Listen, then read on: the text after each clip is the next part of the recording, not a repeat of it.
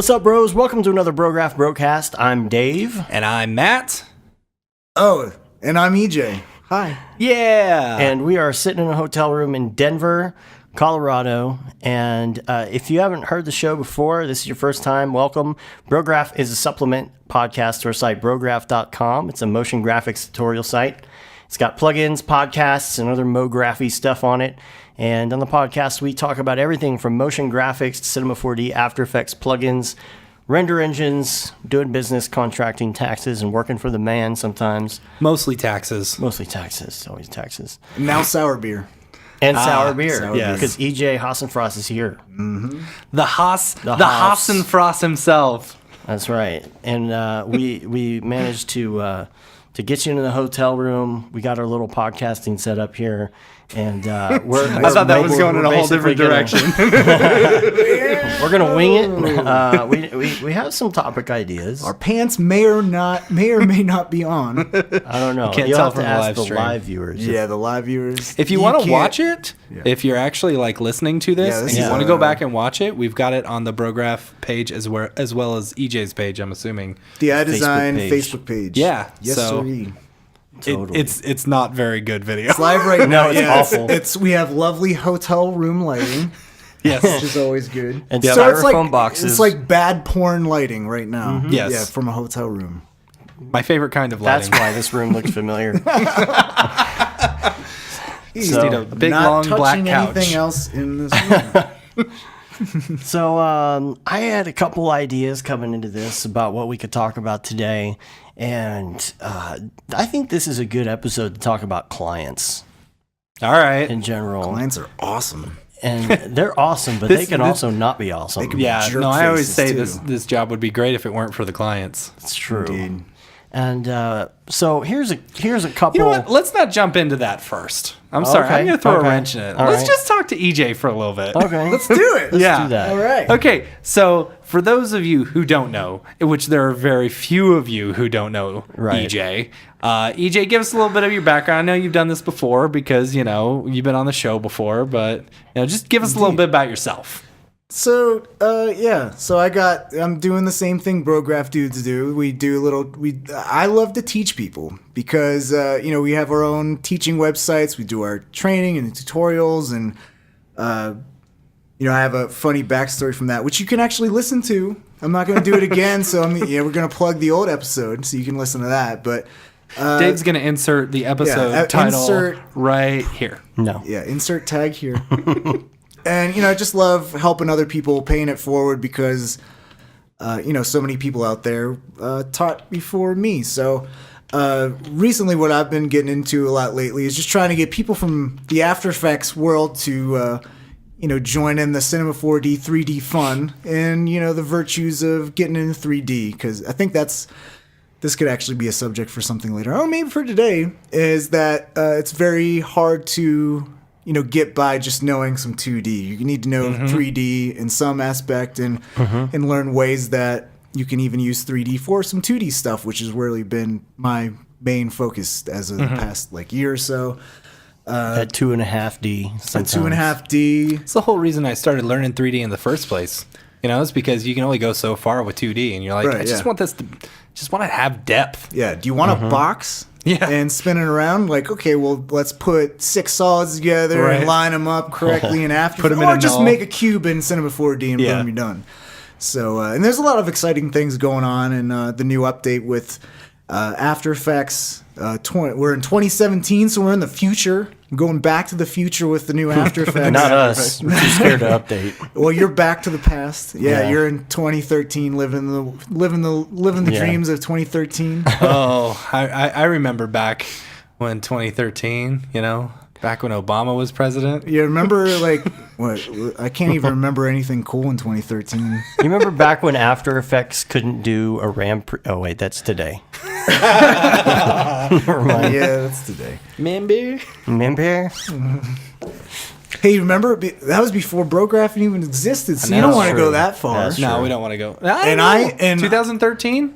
We've been around that long. I think 2013 Yeah. is probably when I first started doing tutorials. Yeah, same and here. I probably sucked pretty bad at them. Yeah, ours Yeah. ours were pretty. So let's not go back there. Yeah, you don't want to see 'Cause, those. yeah. All right. Days I'd like to forget.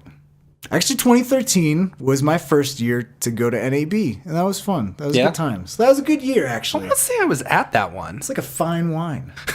Are you going to NAB this year? I hope to go every year from here on out. Yeah, Until I'm it's an a old lot of fart fun. that can't go on a plane anymore. Well, we were talking about plugins earlier. Yes, When we were at the specifically meetup. After Effects. Yeah, we were at the And meetup. the Yeah. virtue is or lack of After Effects, and how After Effects is just like this. Because we were talking about Stardust, the new plugin, the new particle plugin for After Effects that is like particular on a whole new level, and it's crazy because you think of particular, and I started using After Effects 10 years ago. Right? Or something like that. Like when I first got in the whole MoGraphy scene. In particular, really has not changed in 10 years. And there hasn't been a real challenger, a worthy challenger to it to knock it out flat on its ass. That's true. And it's really expensive. And it's really expensive too for what it does and what and that guy, the trap code guy, he does Tau and all that other cool stuff that he's working on too. So I don't even know if updating. And I mean, the trap code guy, they make the most amazing things like Shine. Holy crap! Like you could not watch maybe no, that wasn't 2013. That was like when was Shine? Like shiny, like Star Glow and all that stuff. Like that was like the 90s.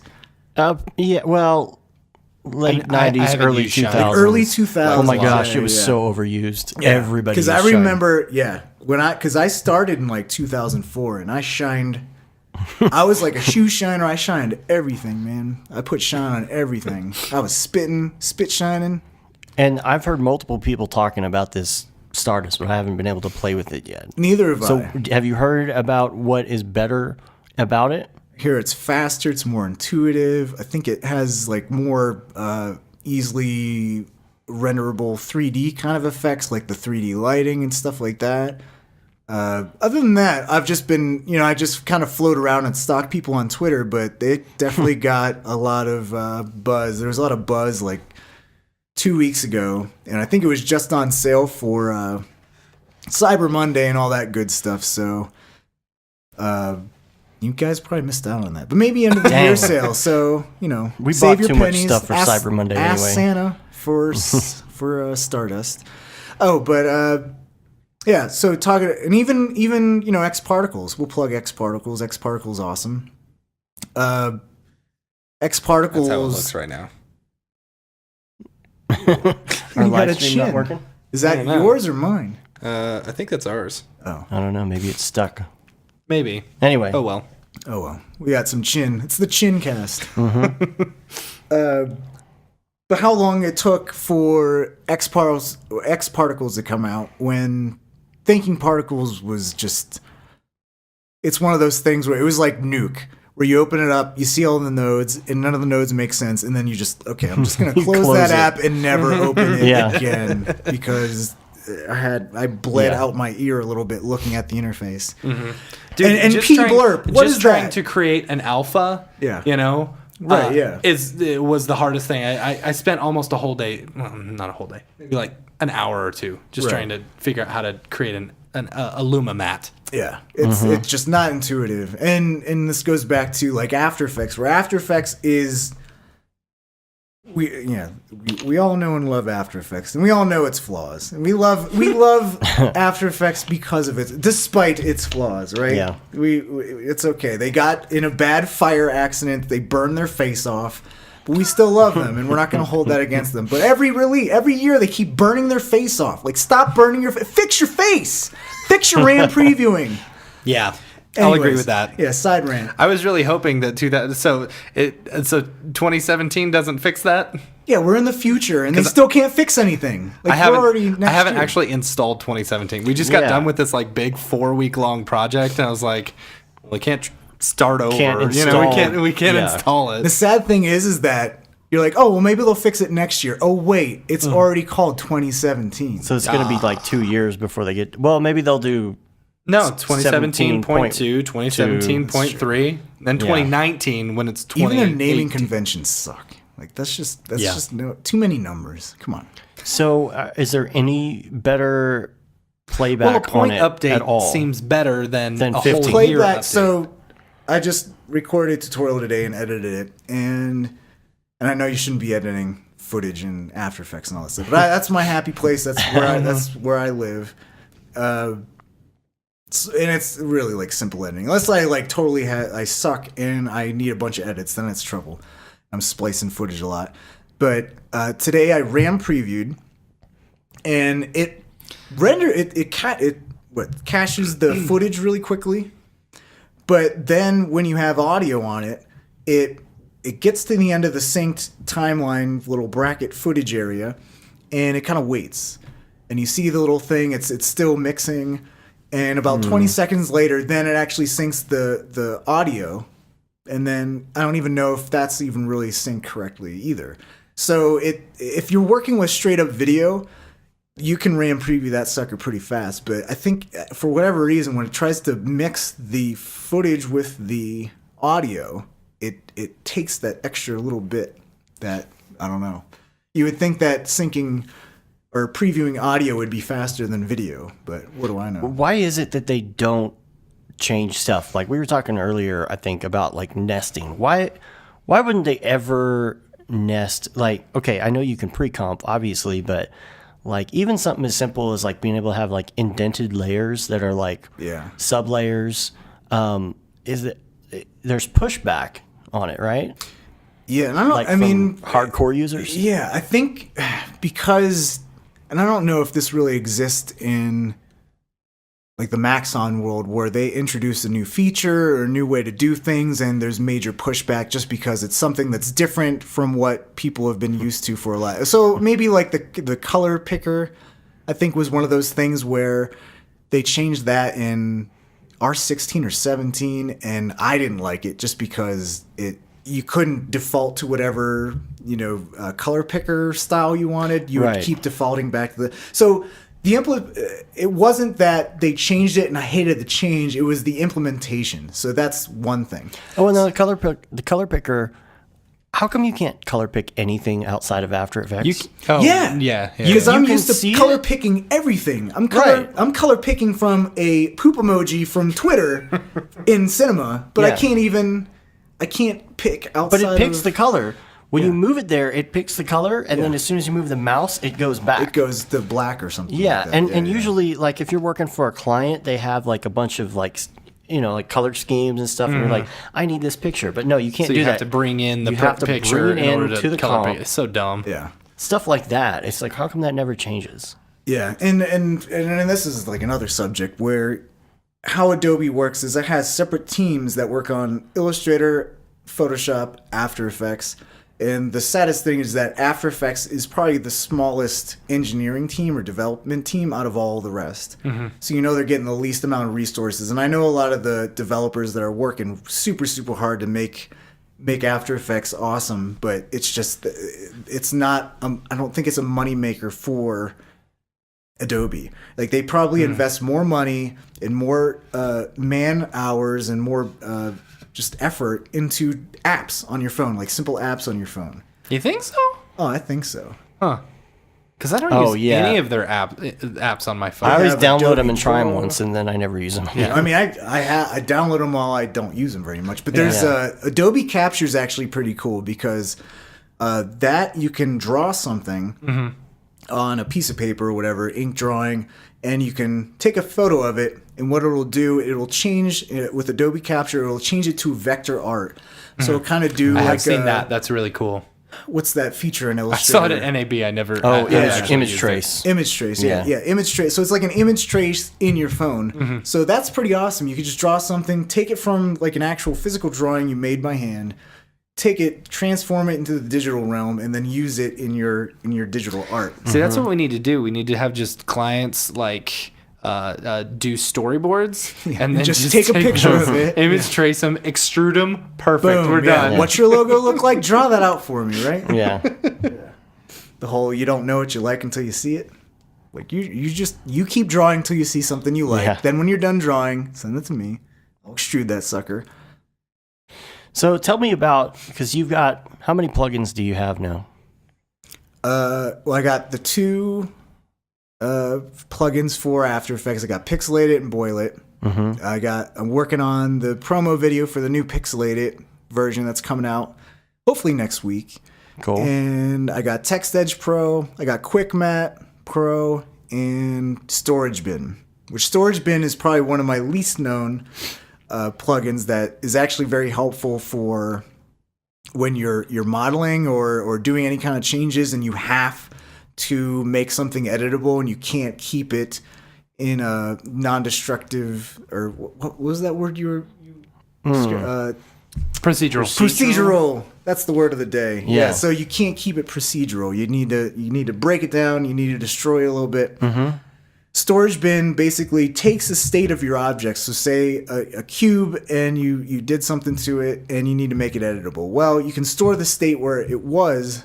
Oh, the primitive. Procedural. Yeah. So you can always save that original state. Or specifically for modeling, if you got a base mesh down to a point, you're building a character or something, you got this character down to a point, right?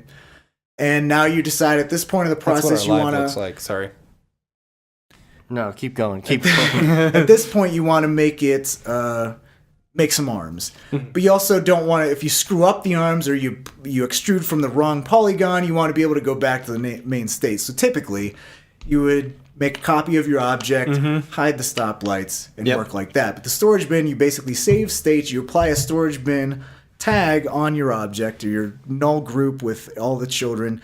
Store that state. That saves it automatically, so you can always refer back to it. And you can keep working, and then you can keep working to another point. Say you need to make some ears. You can store that state before you do that and do any more destructive damage to your mesh. And store that. And if you need to go back, you can always refer back to a certain state. There's unlimited states. Yeah, so it's actually really handy when you, if you're a big modeler or something like that. Or, and I have a bunch of stuff on my site for super useful uses for it, but it's kind of like the take system before there was a take system. It was like a very bare bones take system where you can store different states of objects. I like that.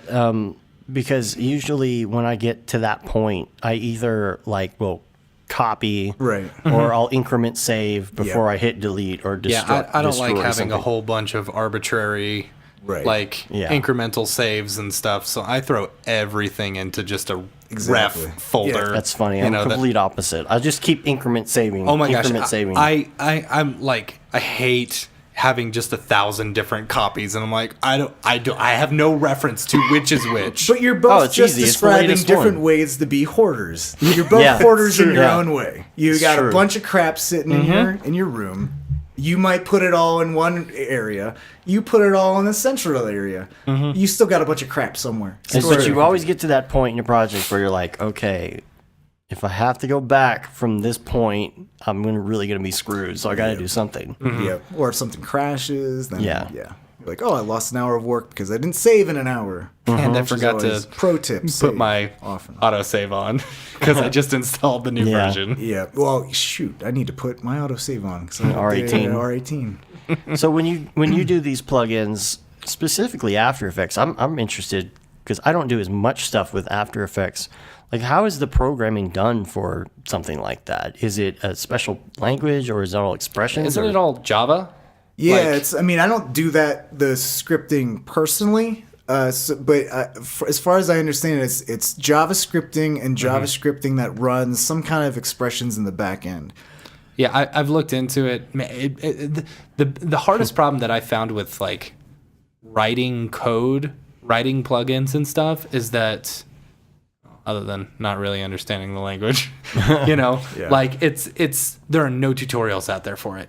Well, if it is, it's general JavaScript writing for an app, but it's not specific to and so similar After Effects, right. And all you're trying to do is see where's my input console, where do I type in all my stuff, where do I write my code, how do I reference something else, and it's all very confusing. Right. Yeah, it's like getting thrown a big book of just a French dictionary, and you're like, I just need to know how to order a beer in French. So I just need my 5 words, but then you got to look through all the mess and try to figure it out. Je voudrais. Un beer. beer, s'il vous plaît. Yeah. Je voudrais is I would like. Yeah, I would S'il vous like. plaît. Yeah. Cerveza, por favor. See, I'm I only Spanish. noticed how to say I would like to buy some French francs, French which francs. that's a little dated. There's no French francs, are there? Not anymore. No, it's all euro. Yeah. Oh, franc. I thought you meant hot dogs. Yeah, franc's the old currency. Nice. Sorry, I'm just hungry, actually. Should order a pizza. We Dude, just order a ate- pizza real quick. We just ate some feet Thai. Dude, Yeah. that Thai food, it was the worst thing I've ever had. But I was Smelled like starving. feet. It was so- literally the worst food. Always go for drunken noodles when you get Thai. Oh my gosh. No feet smell. Like, it smelled and tasted just like feet. And you think I would have stopped after, like, the first bite. But, like, I felt bad just, like, Does this pushing really it away. smell? This Like, really at tastes what like point... feet?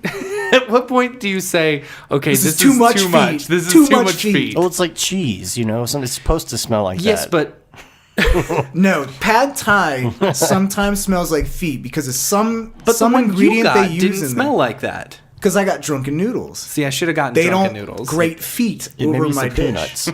Peanuts. Yeah. Well, no. Oh gosh! Well, even I the just got food an truck awful smelled like image feet. of grating. Grated. Like one Is of this those Parmesan on what's it? The No. egg? Oh, the pet egg? The pet egg. They're yeah. doing the pet egg right into it.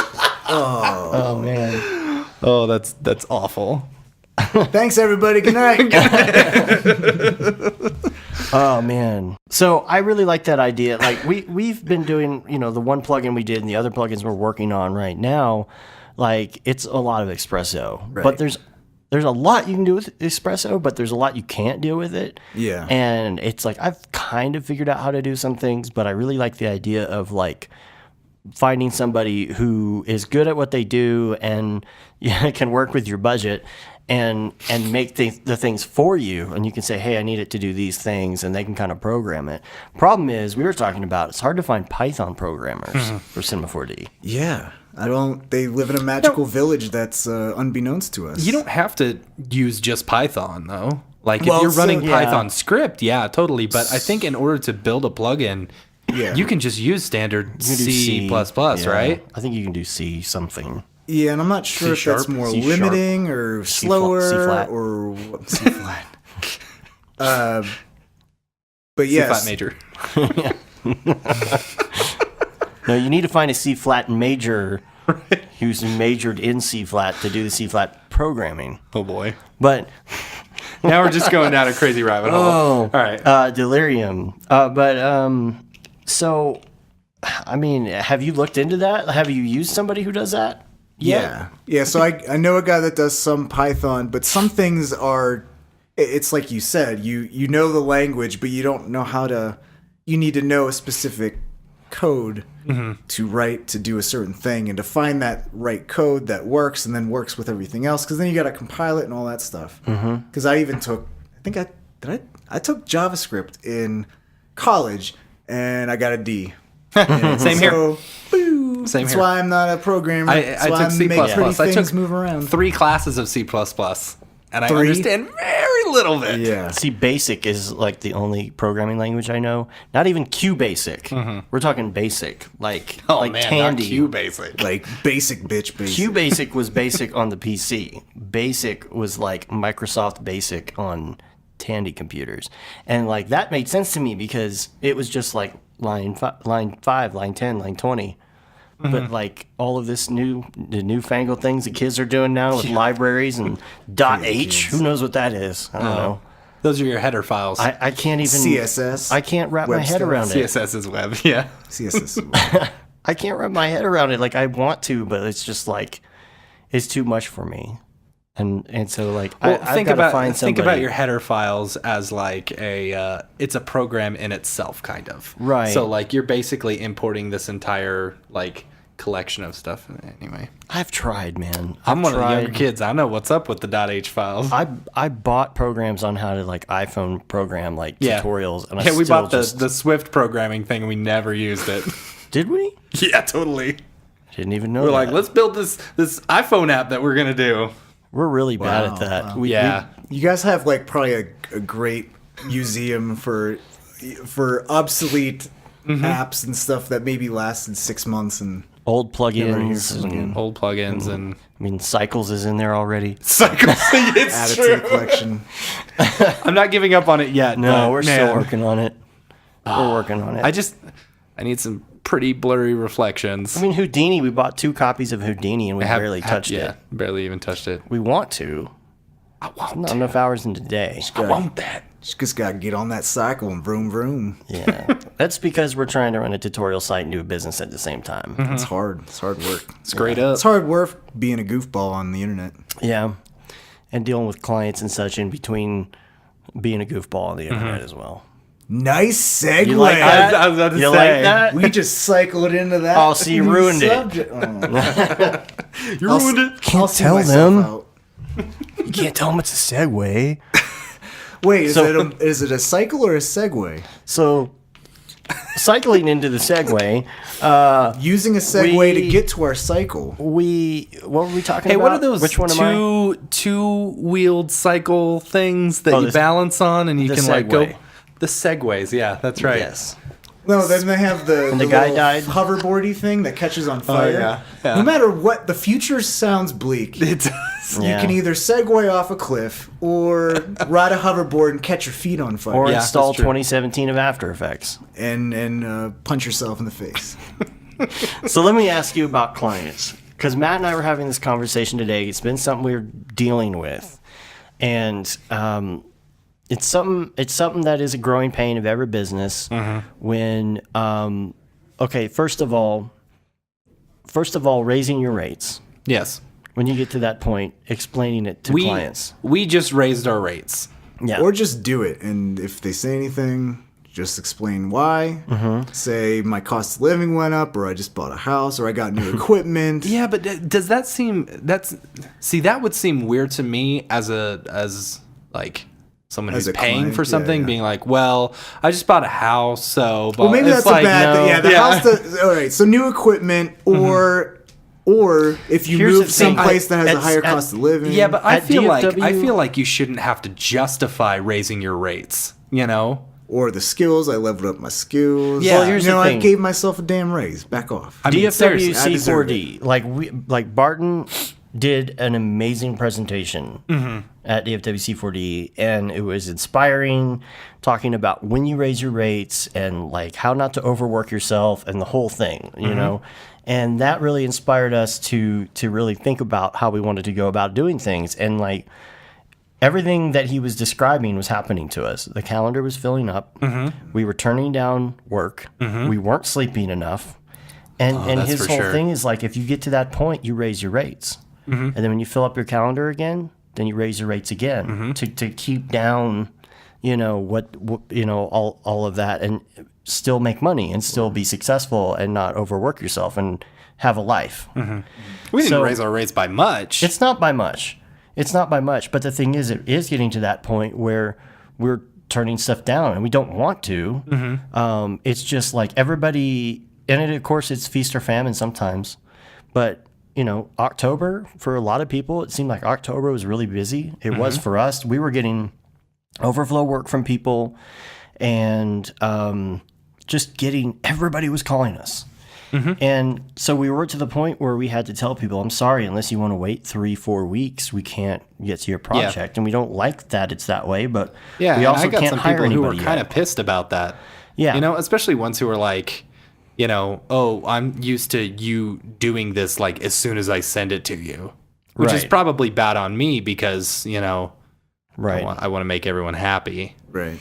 And you want to, I don't know. I kind of have mixed feelings on that too, because, you know, when you have a client and you say, I'm busy because I have to finish these projects, and they want it right away.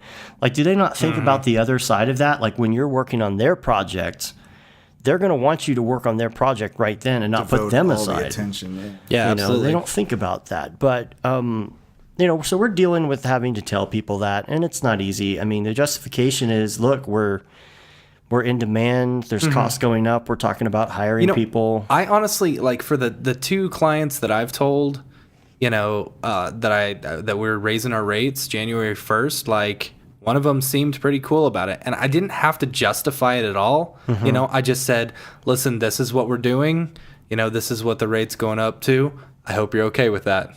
And that was it. You know, I didn't say, well, you know, I mean, I just want a little bit more money. We got to buy some stuff. And, I think, you know, it's just like, I hope you're okay with that. That's the main thing, is that if you're a business person, you have to just kind of tell it like it is and be confident and explain things in a way that the other person understands. Because if you waffle, that client's gonna taste blood in the water and be like, you're full of crap. Yeah. You're full of crap. Yeah. And so you have to come at a position of power with everything. You can't negotiate from a position of weakness. So if you're already waffling or something like that, you gotta be, you know, if I say anything, if it's like a project rate or anything like that, got hot dogs, we got franks, Waffles.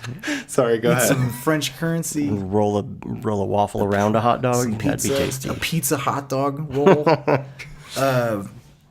No, you're You totally got to right. be confident. You gotta are totally be right. It is confident. very much You about got to be ready confidence. for them to walk away. Yeah, you know, if there's one thing where you can kind of leave the door open a little bit. If it's a project bidding thing, you can say, Yeah. well, this is what I'm charging. I can be flexible to a point, and then just leave it at that, or not even put that in. I wouldn't even say I'm flexible at that point. I would say, here's my project fee. And if they need justification for it, like if they're like, well, what goes in that cost? I mean, it should be a informed estimate. You should say it's going to be this many hours. It's going to take this amount of time to render, this amount of machinery. I'm going to need to buy this extra thing to do this, or this plugin or whatever. I'm going to take some time to actually learn how to do that. And then you justify that all out.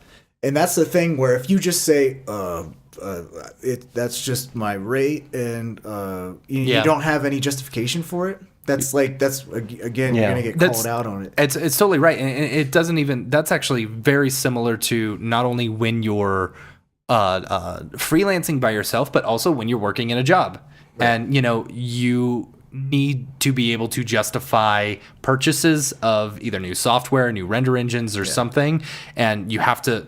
I mean, I've mentioned this before. You have to be able to write out everything and be able to present it to your boss in a way where you're not waffling, you know, and you're sounding confident and being able to sell it in a way that, you know, sells confidence. It's like negotiating a raise at a real job. Absolutely. You just don't go into your boss's office and be like, I need a little extra money. There's a new PlayStation out, and just kind of, you know, you have to go in and you can be like, listen, here's some things I accomplished. Here's my skill sets that I've learned since last year. I was really integral in this project, and da da da da. And you name your strengths, and you say that you lay out everything why you deserve that. And that's the gosh same darn thing. it, people like me. Gosh darn it, is good enough, smart enough. So and that again, you can't do it from a position of weakness. You have to be confident in your own abilities.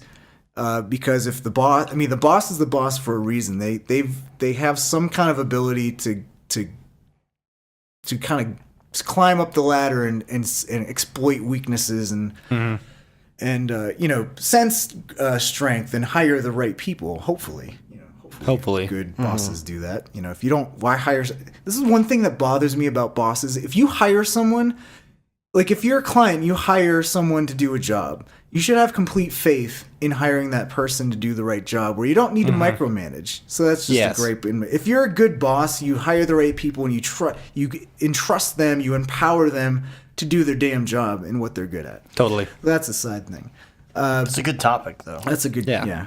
That's a great should come segue back into to this that. new topic. Let's We should cycle. come back to that. Let's bicycle on. Or we could go into it. But yeah, so on the subject of so we'll do the clients and how not to get screwed over by non-paying that clients too. a little bit later.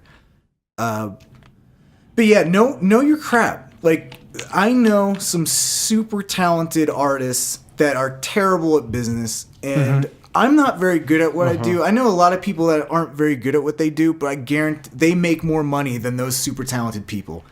You can't just be talented in this industry, because I know plenty of people that aren't very talented but they're good with clients, they're good at business, and they're good with negotiating, and they get paid a ton of money, and they always get, the work first.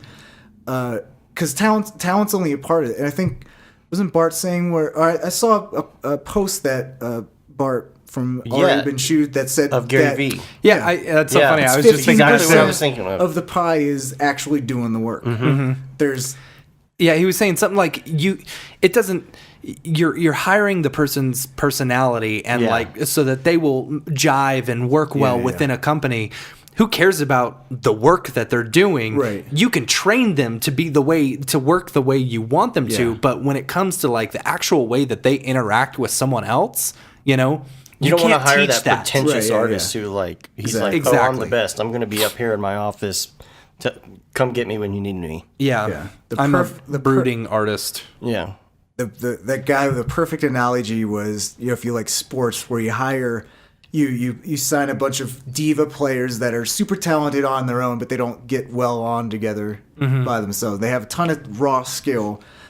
And then he's like, I'm just going to build my team of hardworking players that act like a team very well, and 9 times out of 10 they're gonna beat your team with the diva athletes and all. Totally, that yeah. That's like old Cowboys versus the Cubs, new Cowboys. Man. Right. The Cubs just won the World Series, and who the hell's on that team, right? Yeah, there's a bunch of young guys that work together well. I'm talking Cowboys here. Oh, Cowboys, Old Cowboys, you got Tony Romo, who's just kind of a diva, whatever. Now you got new Cowboys. You got 2 guys who's that? Dak? Who names their kid Dak? I don't know, but it's working for him. You could say the same thing about the Mavericks. Yeah. They really got it together, and they were in sync, and they won.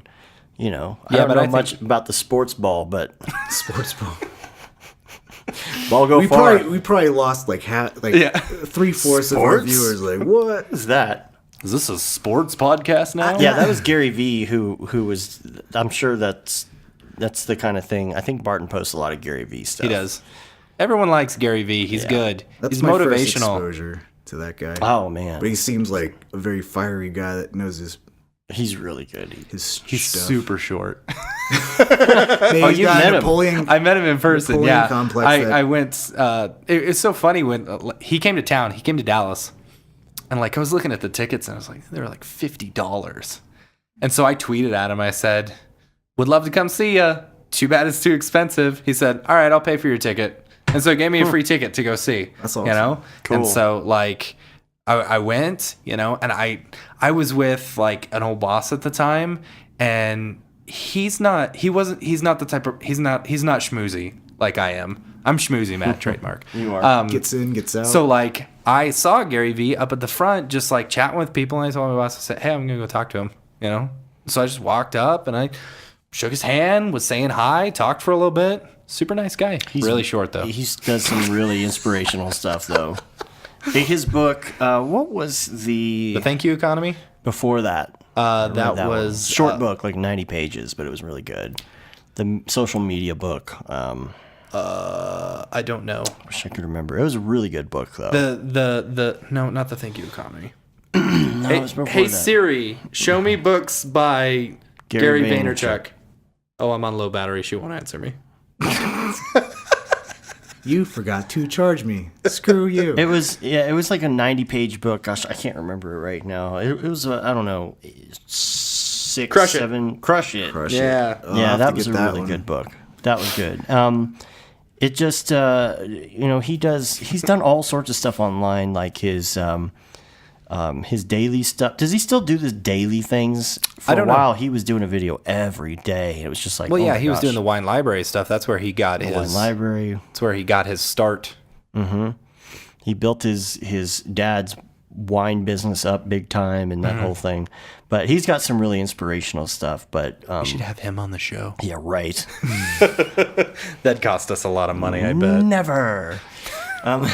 Did you just quote PJ Masks? I quoted you quoting your son quoting PJ Masks. So, man, I was going to turn that embarrassing for you, and that turned embarrassing for me.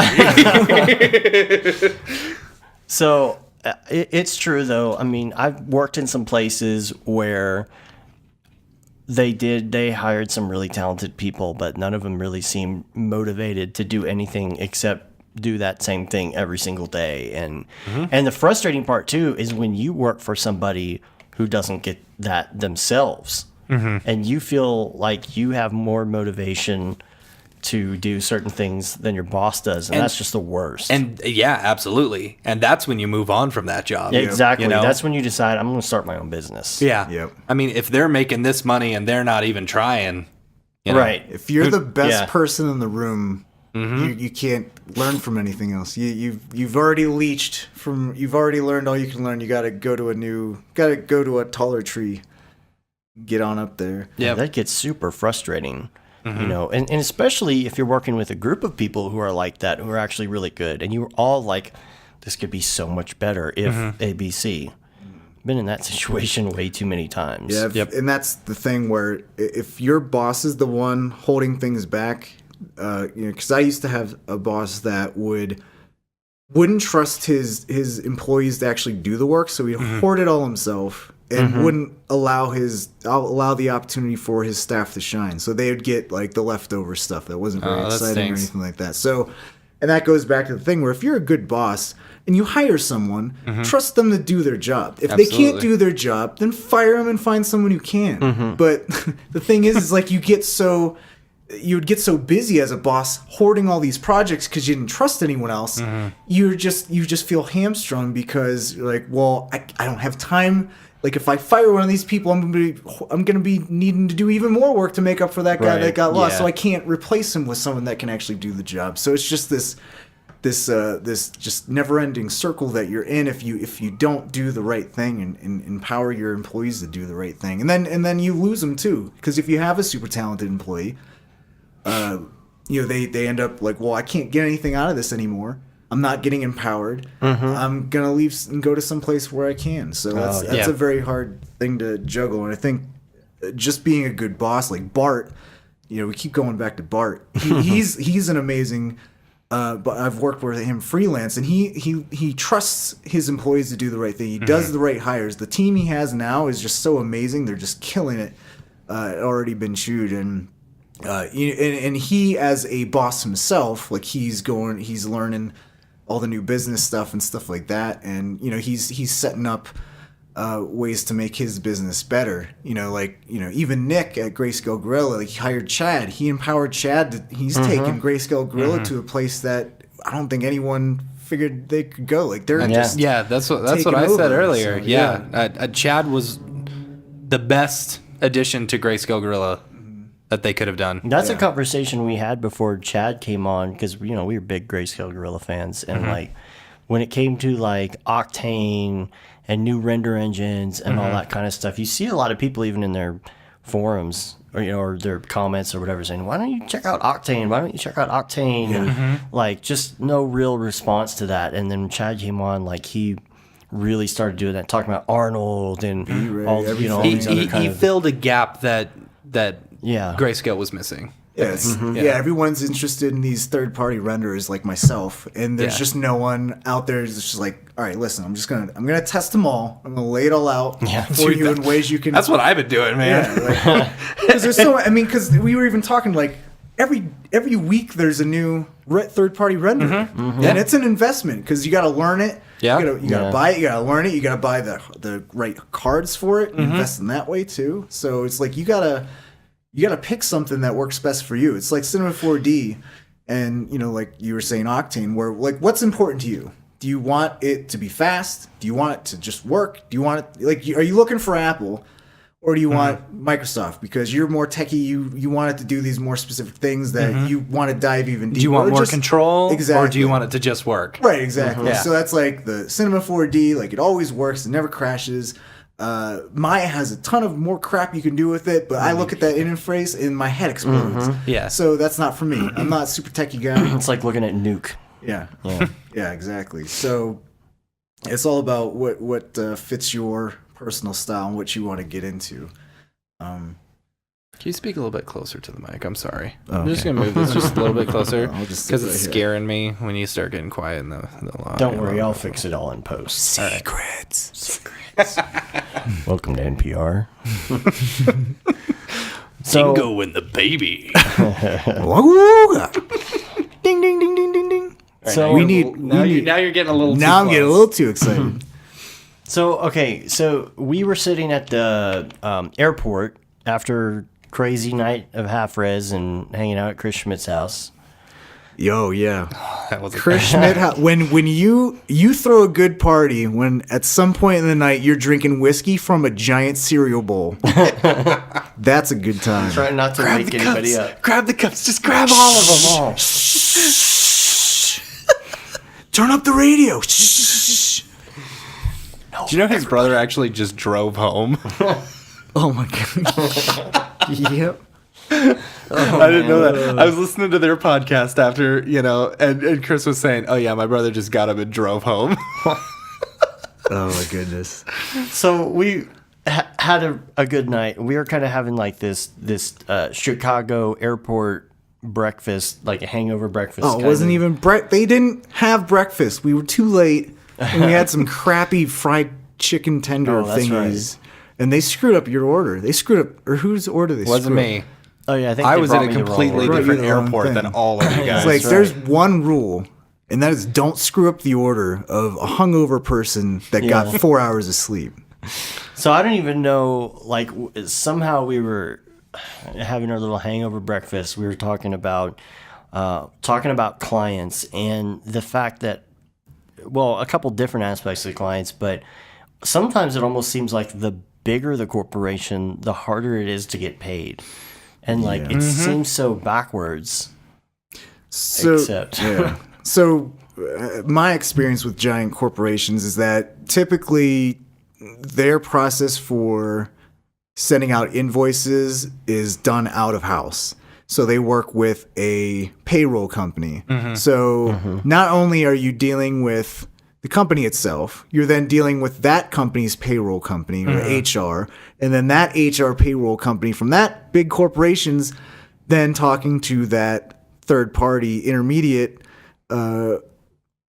payroll company. So if there's an issue with payment, like I didn't get paid for almost 4 months after I completed a month-long job. Just for, that's a month of salary that, and that another thing we should always point out, if you're freelance, you really need to live by the rule of have at least 6 months of your salary saved up. Like if you have a lot of people don't have the opportunity to plan when they want to go freelance. Some people are let go and they need to just, sometimes they need to go freelance. But if you can control it, definitely, save up, make the sacrifices in your life because freelance is a big thing and you get a lot of freedom out of it. But so you might need to sacrifice in the short term. But always have that saved up because number one, it saves you and protects you from things like that or non-paying clients, which we'll talk about later. And it also protects you from a point, again, don't negotiate or work from a point of weakness. I know people that are so hit up on money, they're taking jobs for low pay and working so many hours on them that they might as well be flipping burgers at McDonald's because I'm sure they get more money for their hourly time. Yeah. So and you degrade the work of everyone within your industry when you do that too. Yeah. If you're selling your stuff for minimum wage basically or less. Or less, they're going to think that all motion graphic designers get paid minimum wage. Look what happened when Max came out in GarageBand and everybody was a recording studio all of a sudden. Right. It's just completely cheapened the industry. People went out of business. So I just hope at some point that model is just not... but we see this in VFX, and VFX as a business model is much more developed than motion graphics because motion graphics, I feel, it's so far spread. You don't need to work at a movie industry to be there. So the movie industry, they already made their deals. They already have their rates and stuff, their industry standards, and they're getting screwed big time. And you got the subsidies and all this other stuff. So that's like set in stone, and it's going to take. And that industry is so regulated. Everyone knows each other. It's so small. If you want to work in that industry, you got to work for these big movie companies or something. So you just can't it will take everyone to just step back and be like, this is messed up. It's gonna it would take like a teachers union strike in Chicago to be like, we're working our asses off and doing and taking the brunt for everything. We're not getting paid enough. We're getting worked to the bone. Something needs to change here because it's not a sustainable model. But you just hope that at some point, because it's all these young kids that want to just get into the industry that maybe are living in their parents' basement. They don't need to support 3 kids or anything like that, or pay a mortgage and all this other stuff. But there's other people that do, and you can't work in that same industry when you can exploit those people that are willing to be exploited because they just I worked at a company for a really, really long time for extremely low pay, just because I didn't know there was anything better out there. And the biggest problem with that one was that I was the highest man on the totem pole who didn't know anything. So I just think maybe 10 years ago, that's an excuse. I just think there's so much knowledge out there that you can easily find out, like, all right, well, I should get paid more than this. Like, I think that's telling people what they make. Like, if you work at a job, it's actually not illegal to discuss what you get paid. If you get fired for it, that's illegal. Like, you can't get fired for that. My wife kind of doesn't like me talking about money and stuff like that. It's such a stigma. Yeah, it's very is it passe? Very. It's just it's one of those things you're not supposed to talk about. Yeah. But I am totally if anyone asks me how much I make per year or whatever, or how much we charge per hour, how much this job, I am totally open with talking about it. Because if it empowers someone else to absolutely price themselves right, then you're doing good. Worse than you're doing way better than getting half the pay or even less and working minimum wage. And I honestly think everyone should know what they're making, what each person is making. The motionographer. I think it's the motion design census. I think they do every year. They try to update it. Definitely, everyone knows motionographer. If you don't, go to motionographer.com, fill that out every year and be honest, because that's one very good resource to figure out, okay, what area do you, what's your experience? What area of the country do you live in? Are you freelance? Blah, blah, blah. And it tells you what people are being charged. And there's a wide and what the majority, what's that middle Is that why you ground? moved to Denver? Oh yeah, there's gold in them our hills, or weed. We make a lot of money there. But that's just a good starting point. And again, this all comes back to being good at business in some sense. You need to have confidence to price yourself correctly so it's worth your time, because guess what, if you're busting your butt working on all these low paying jobs, what if a good paying job or a client, and that's another thing, that this industry is so new that there's a lot of clients that are entrepreneurs. They're starting their own business. They don't know anything about what we do, and that's not their job to research that out. It's our job. So you need to put in that effort to educate your client. If they scoff at why something costs as much as it is, and you lay it out and you have a solid layout of the costs and everything, and it's legit, and they still scoff at it, just say, okay, bye. That's what it costs. You don't go to a dealership, a car dealership, say the car's $30,000. You're like, well, why would I pay $30,000? It just gets me from point A to point B. It's just got some spinny wheels on it. I saw a car the other day that was like $1,000. Yeah. Right, exactly. Yeah. So it's well, you have to explain, well, this is a 2013, whatever. Subaru Forester that's badass. Yeah, it's 2013, yeah. And, what you're looking at over there is a golf cart missing a wheel. And that's the difference. Do I need to go any further? So you have to explain the differences between... if it's a client that already paid for some crappy work, you can just be like, all right, well, if that's what you're used to, you obviously know the people that'll sell themselves out for that minimum wage job. Go find them again, because I'm not going to sell my, because I laid this out for you.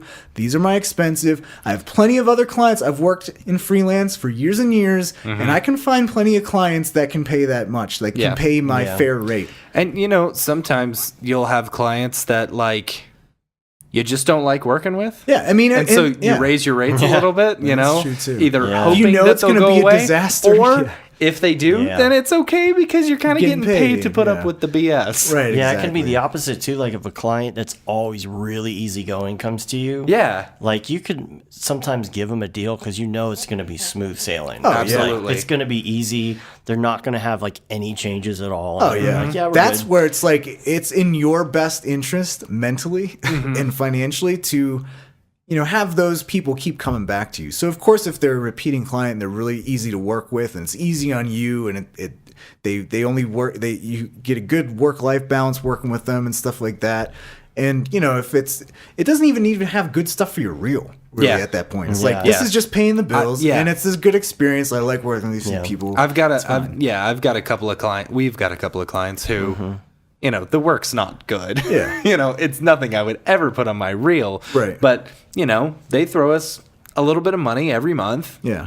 And it's easy work, and they never really have any changes. Sure. So. Why not? Yeah. It's like going back to, getting paid by big clients and stuff like that. So, just knowing a lot of people that work for big studios and work on giant brands and stuff like that, there are some people that would rather just work on the smaller brands. Sometimes they have more creative freedom working for the smaller brands because there's not as much overhead and cooks in the kitchen and stuff like that. So, at that point, it's like, and sometimes these big brands, they can pay you like crap too, because it's like, when you're growing up and you're in high school, everyone wanted to work at Abercrombie. And I know probably Abercrombie's not as cool as it is was Hollister. then. And Hollister. Yeah, like everyone wanted to work there. They got the crappiest hours, crappiest shifts, and got paid minimum wage, like the absolute lowest when, if you worked over at, Sears, probably could have got paid more, but it's not sexy. But guess what? You probably would have got more hours, got paid better. No one's going to see you. No one's going to Sears. see me. Yeah, in my dad jeans working at Sears. I worked at Abercrombie. Khaki I was one pants. of the shirtless models who walked around. I knew that. Yeah, seems about right. And what about doing contracts, service agreements with these people to lay it all out and not get taken, in a situation by these people? I guess first of all, there's always the question: is this going to hold up? But you just got to do what you got to do. But like, here's something that I've seen you do, Dave. Like many a time, and you're really good at this, I'll say.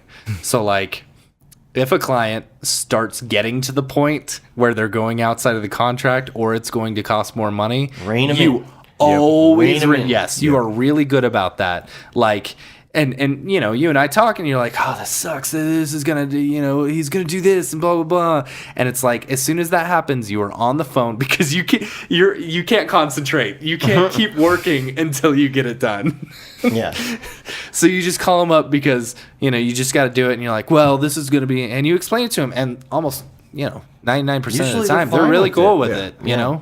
It's Well, it's a confidence thing that you're Because talking It's about. a confidence thing, and going back to how not to get ripped off is you always need to work with a paper trail, because if you have something in writing, you can always refer to it. Yeah. If it's just a conversation, it's even email. Like I hate doing calls without, like, usually after a client call, I'm like, okay, especially if it's changes or something like that, because this is just just to hold the client accountable, and especially working with a statement of work or something like that.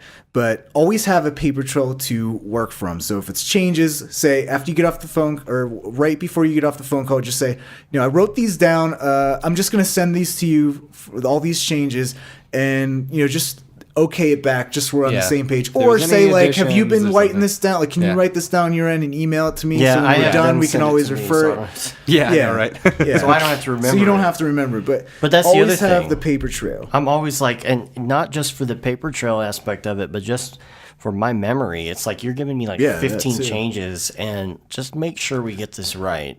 Right. You know, the whole thing with reining clients in, it's like, it is amazing how fast that will get out of control. Yes. Oh yeah. And Absolutely. you know, a lot of times They do one won't or two even- little changes, and then it's like, Oh, and can you okay, change this too? he's Do doing that these for changes free? really fast. Yeah, I can changes for freezies. How about do this other this. change and change it again? And it's like, you don't realize that every round of changes, I'm going back to the thing, and I got to stop this other project I'm working on. You're and I diluting gotta, your rate. you know, and render it out and re-upload it and do all this again, and then all of a sudden it's like, you know, having the changes, having a system set up where you go in and you say, make sure all the decision makers look at this, and all the decision makers make the changes, and like write down. Everybody writes down what they want, and you do it all in one big thing. Like, that is it's the biggest so thing. more efficient. Yeah, because you could have one person who says, "Okay, these are all the changes that I want," you know. Oh, yeah. And then the Yeah, next no, person, yeah. I mean, you talk it's like, amongst sorry, yourself, dude, that counts figure out as what one the hell whole you round, want to do. Yeah. you know. Yeah. Yep. That was one round, and now it's over. And And then you then can go another back. person could negate all the changes that they wanted. Right. You know. Oh, put it back the way it was. Oh crap! I saved over that file. So I didn't increment save. Yeah, which I always do every new round of course you changes do. because, you know. But the thing is that if it's written down, I know a lot of times, like, what happens with a client too is they'll sign the contract and not even go through it. Oh, yeah. And so I purposely will say in the email, okay, here is the such and such, like 90% deliverable. As discussed, that kind of thing. we got David Ariev in the house. He And says- Zubair. Hey, man. And Zubair. And David says, EJ hats and pants, no way. Hats and pants. Yeah. I don't have a hat, but I have my pants. Are you sure? Right now. Maybe I don't not. know. The camera's not pointed over there. But yeah, I think so. This goes back to the business and being confident, because when we some people are like, oh, I don't like working with contracts because that's a lot of baggage. Just saying, well, like, hey, sign this contract before we start. Yeah, totally. Da, da, da. So what I usually do is it's like a little psychological trick. You don't say, here's a contract, sign this. You say, here's a statement of work.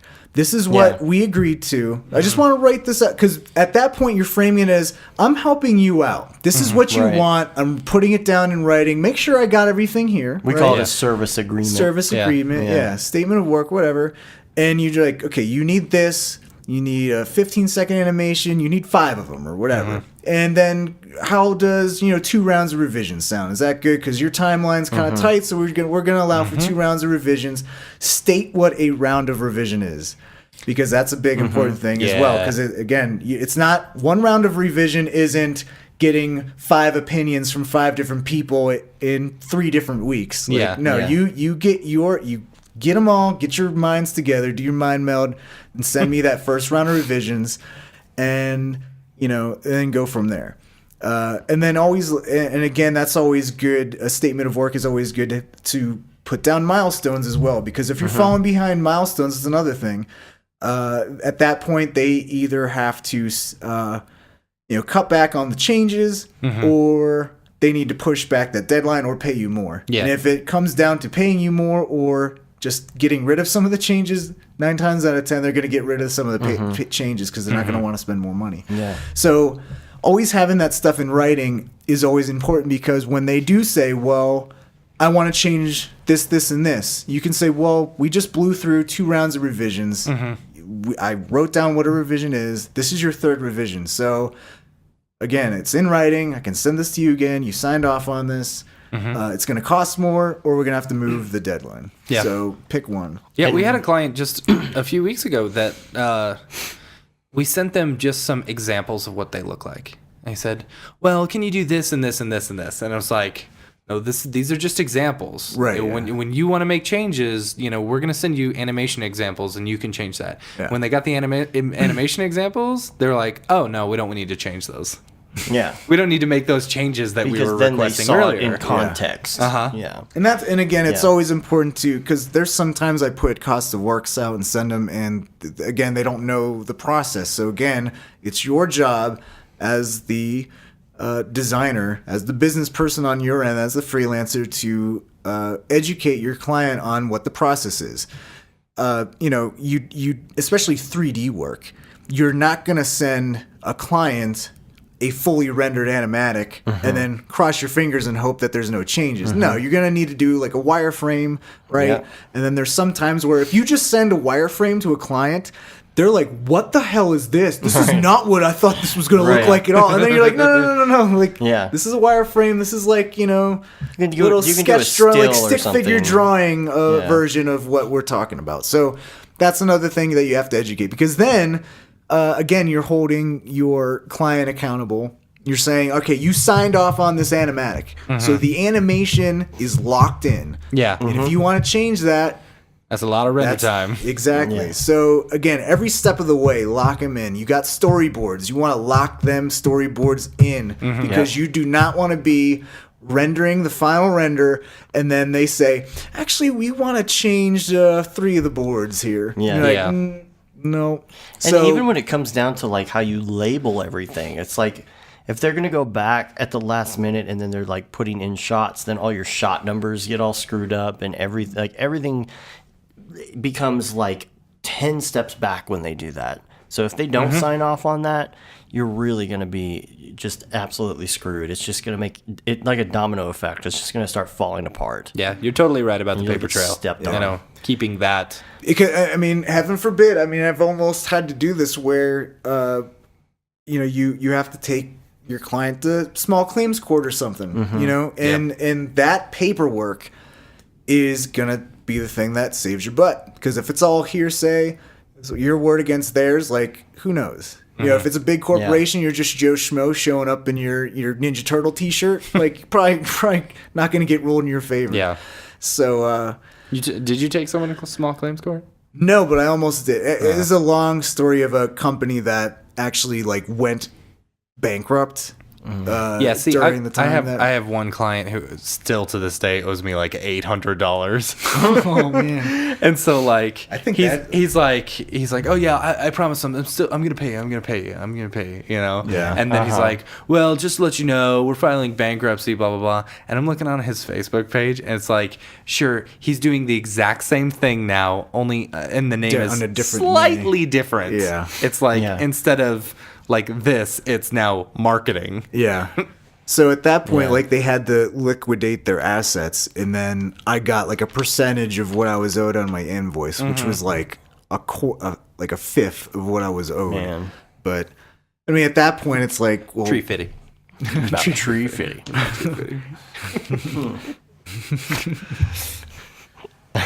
But yeah. So moral of the story: be good at business. Have confidence in yourself. Come to the negotiation table with guns blazing.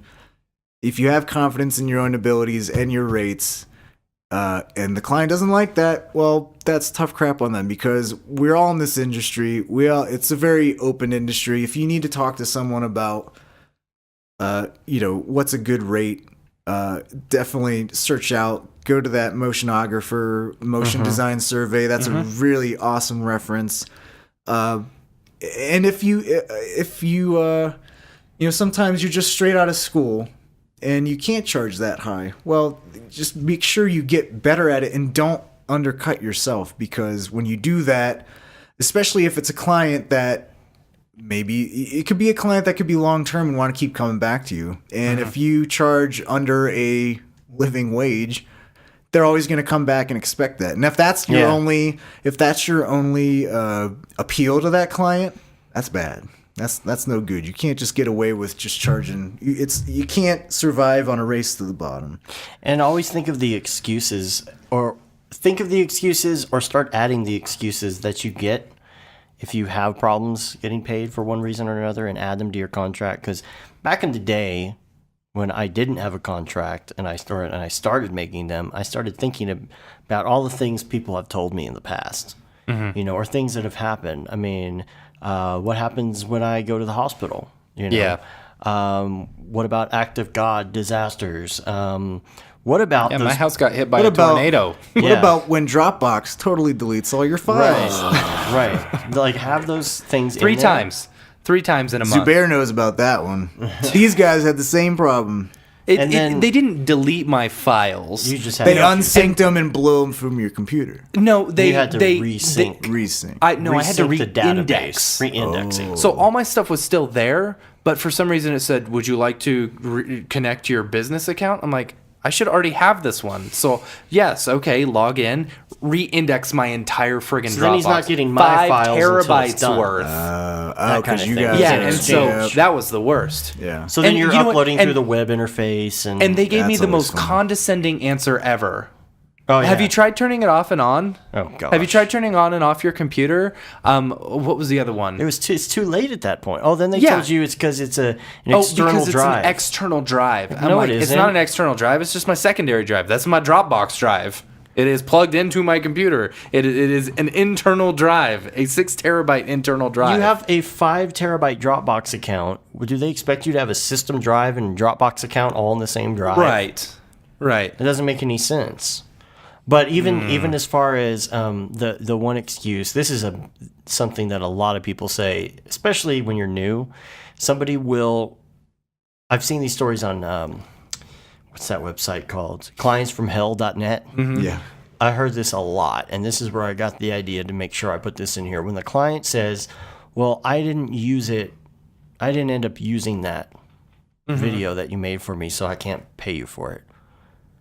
Like, that's an excuse that has come down the pipeline a lot. Not for me in particular, but I decided to put it in there. And so there's a line even that says, even if this is not used for its intended purpose, you still owe the money for it. Because people actually say that. I can't believe it. That's a good line. Yeah. Like, I know you did this video, but we didn't end up putting the animation in this video, so we're not going to pay you. What does that have to do with anything? Yeah. You know? But people do it all the time. Yeah. It's like, buying a crap ton of tacos at Taco Bell, going home and be like, well, I actually don't feel like tacos today. I'm going to go back to Taco Bell and say, you know what? I actually didn't eat that food, so I'm going to want my money back. I'm not hungry anymore. Yeah. Because I ate the I had tacos. two tacos, Yeah, but I and don't need really these think other those- 6. I had explosive diarrhea, and I kind of don't want any more tacos. Well, that's every time. Every time you go to Taco Bell. Like, Taco Bell, well, it's in the contract when you buy this. You Yeah. gotta expect the. See, we know how to add things in our contract too over here at Taco Bell. But yeah, I think so. What are some other? So that's a really good thing to add to contract verbiage. I used a big word, verbiage.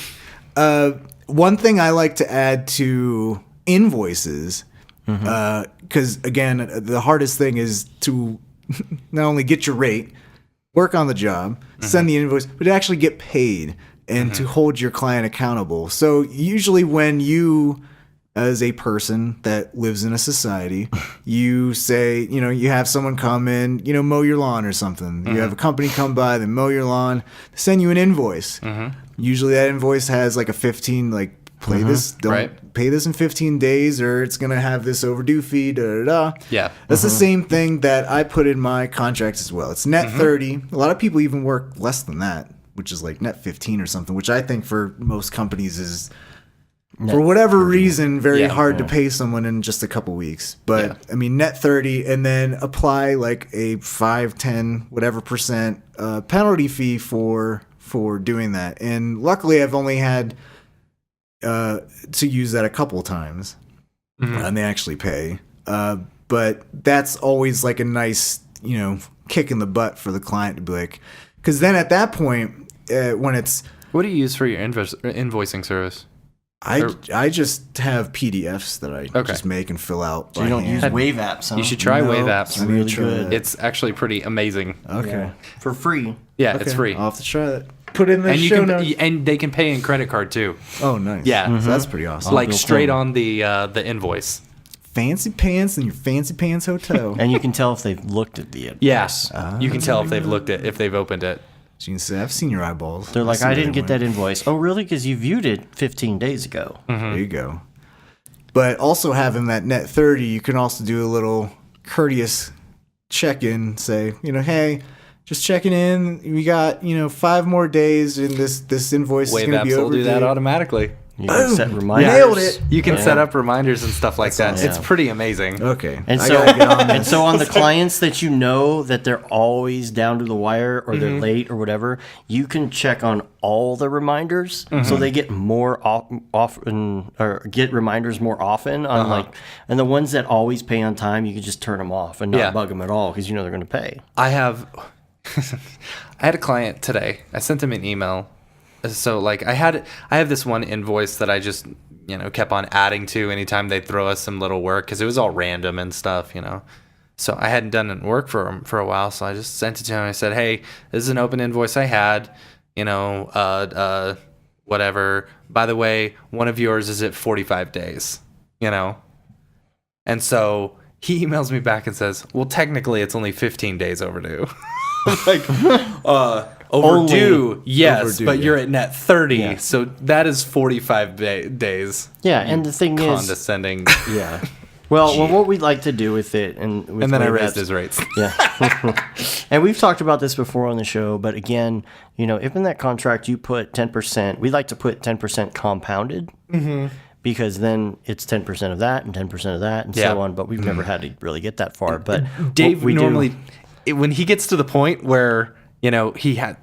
Go ahead. Yeah, This is what you're This gonna is say, what I I was know. going to say. We get to the point where it's late. And they're not paying it for whatever reason. There's one case in particular where And this- you can't get a hold of them. Yeah, and they haven't really answered or whatever. You send them an email, nobody's responding. Usually it's an accounting department or something. This is what gets their attention. You go to Wave Apps. Now it's not an automatic late fee that they do, but you go on there and you change the invoice and you add that late fee, and you resend it, and all of a sudden you get a phone call.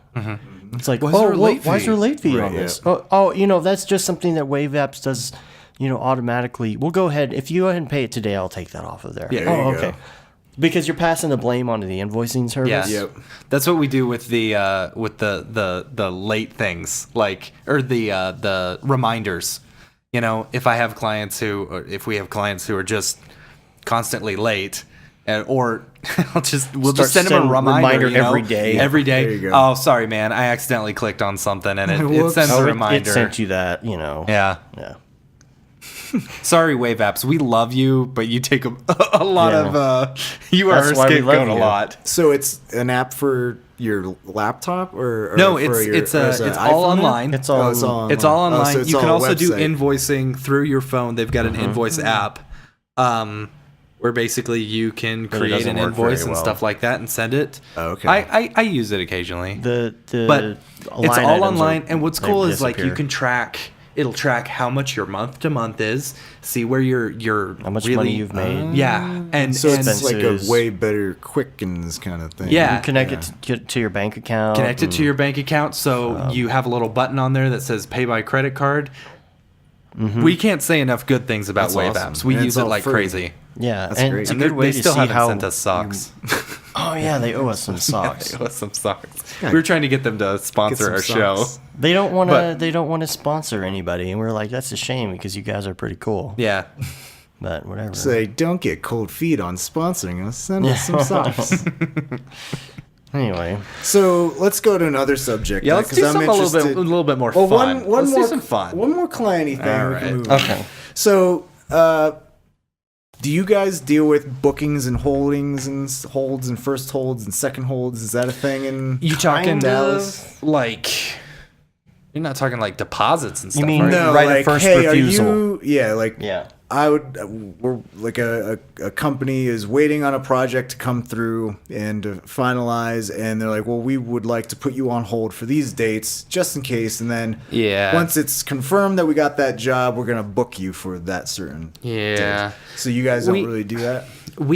So we've had some clients who are kind of wishy-washy like that, and we know that, and they're like, so what are you guys booked for these days, blah blah blah, and they'll have us come into their office and work from their office, It's like, we'd like to, maybe book you this day and this day. Can you just pencil us in for right now? Pencil So you what in, I yeah. do, I'll pencil them in, but if another job comes along, they are the first contact. I contact them first before accepting the new job It's like, and say, hey, listen. this is what's going on. Yep. if you're going to confirm me, I need you to confirm me now. If not, I'm going to take this other job. Yeah. Yeah, because you can't turn down stuff because you might have something else. Right. Unless you're working with a client that is paying you to be on call. That's Right. a different story. Right. Are you dealing with that at all, or? So I'm dealing with client who put me on hold, changed the hold dates, which is fine because that's nothing permanent at all. One thing and this is something I learned from my buddies that work in New York, is give yourself the first hold, because then you're never beholden to tell anyone anything about the hold thing. Always offer second holds, because the whole hold system is stupid in my opinion. Yeah. And it's really dumb. And just contact me when you actually have something. You know what I mean? Because it Yeah. just is. People are just moving their schedules around, putting themselves on holds all over the place, and nothing ever comes from it. And a lot of the times, the clients don't even get back to them. So on anything, but the designer, the freelancer, is always supposed to get back to the client. So it's always this one way transaction kind of thing that goes on. So and that's what I do too, is I'm like, I can only offer you a second hold. And sometimes it's legit, like I actually have another hold, so you're gonna get on that other hold. But What do you mean by first and second hold? Explain that a little bit better to me. okay, Sorry. so it's a really convoluted system. First hold is like a normal hold. Yeah. Where if you have another project that comes in, or you have another client that wants to book you, you can say, you have to go to that client. It's just, common courtesy. Go to that client, say, hey, you got me on hold for these dates, but I got a client that wants to book. What do you want to do? Do you want to book me? Because if not, you got to release me from that hold. And then they'll go through that thing. A second hold means that I don't think you even have to contact them back at all. Like, if you can just basically say, oh, by the way, I got booked. Sorry. Because they don't have first right of first refusal. They don't have anything. Okay. Right. So it's basically like, if they're not, it basically weeds out the people who are just trying to put a bunch of designers on hold. Because if you only offer a second hold, then they're like, you know what, we really need it. Yeah. And they'll just move on. And then you don't have to worry about it either, and you can more effectively manage your schedule. There's nothing worse than you have a hold on something, you tell somebody else no, Right. but then. And so you can't do that, and then the main hold goes through, and then you have a day where you're doing absolutely nothing. Nothing, And you make no money. So another problem with that is, if the whole booking system, it goes both ways, where if you book someone and then you say, oh, by the way, those dates that I booked you for, because at that point, once you get booked, you basically, if you get contacted by anyone else, you're like, nope, I'm booked. Sorry. Yeah. I got that plan in the future, so I'm working for this client. So bye. And it's a expected thing that when you get booked, that's solid. That's, we got this job, we got the dates locked in. That does not change. If it does change, though, like I've experienced, where a client said, I'm going to book you for this week. They come a few days before that booking would actually start. They say, oh, it's the client. The schedule got messed up. We got to actually move it to the next week. Just had that happen just So a couple days ago. at that point, you're like, well, now I'm crap out of luck. Yeah. I have nothing going on next week. Yeah. I turned down, and it's even worse when you actually have turned down 2 other clients for that booking time. Right. Do you email those clients and say, hey, just something cleared up if you're interested in using me? That's what I would do. Well, see, that's the thing, is what do you do at that point? Because from my experience is there's a thing called a kill fee. If you get booked and they change it up, you charge a kill fee, which is a certain percentage of your day rate or some penalty thing or something like that. So that's kind of what I was wondering what you guys do. And sometimes there's a limit. If it's way in the future, it's usually not that big of a deal. You'll But find if it's something, next week, so do you change your kill fee based on how close it is to the actual booking date? We actually haven't charged a kill fee. Usually, but once, Yeah. and that was once the project had already started, and then they canceled it like a day into starting the project. But the reason is because it hasn't been that much of a problem for us. I'm sure if it was becoming a problem, we would probably start doing that. But fortunately, it's almost been a blessing for us a couple times. Where we've been like really overloaded and someone canceled or pushed something and we're like, okay, good. Because we were so overwhelmed, this is actually like really nice. So I mean, but not everybody's that fortunate. I mean, there's a lot of people like they really are depending on that one day, for something. But the one that we did have to do recently like that, they were really cool about it. And another thing about it is the people that we have had cancel before are like regular clients, that we have all the time. And I wouldn't feel right doing that. Right. Yeah. Because they're just going to call us up for like 3 more things next week. I'm basically the guy in the Ninja Turtles shirt. He totally is that guy. Who's the guy in the Ninja Turtle shirt? What am I? What was I talking about? Oh, going to court, showing up in Teenage Ninja Turtle shirt, and some guy from Comcast in business suits there, an executive suit. Yeah, no. So you guys haven't had to do that. Yeah, I think that's another important thing too. Is once you have a good client, cultivating that good relationship, and then when something like that happens, being flexible, especially if they're super easy to work with. Yeah, totally. Yeah, let's go on to fun things. Let's talk fun meetups time and happy stuff. hour. Yeah, let's do that. We came to Denver and we just so happened to hit up a designer meetup, Sauce Society at Finn's Manor, which has the feet worst, tie the truck. feet tie. It's awful. The toe tie. But yeah, so like really, I mean, this is kind of the only way that we ever hang out. Is it different meetups and stuff like that? When you're in different cities, and it's crazy to think that. Okay, so I knew who you were before we had ever met. Really before we even started doing the podcast and stuff like that. And like, there's this whole group of people that I just kind of saw as like, oh my gosh, what happens when I meet them? One day I'm gonna meet them. I'm gonna pee my pants a little. Yeah, totally. And so like, and now it's like, okay, I got EJ's phone number. I can just call him up. And I don't appreciate the text at middle of the night saying, "Hey, you up?" What you thinking about? And it's like sending me kissy emojis. XO. And it's like Chad Ashley is, hitting me up on Skype, and like I've got Nick's thing on Skype, and it's like I feel like I've made it in this world, and it is all because it's not so much what we're doing, but it's all because of these meetups and like just being able to get out there and like, and I feel like, I'm schmoozy, Matt. I like to trademark. I like to get out there and I like to talk. And I don't know, like it is cool that like everybody has met up through the internet. I think that's the thing is you're no longer this weird egg Twitter avatar. You're a real person. Yeah. And you're cool, whatever. We hung out, drank some sour beers, and now we're best friends. Yeah. But I think that's, outside of, so living in DC, like I already told the story of how spread out DC was, how hard everyone worked, and by the end of the day, the last thing you want to do is sit in traffic and go to a meetup. Yeah. So it was always kind of hard. But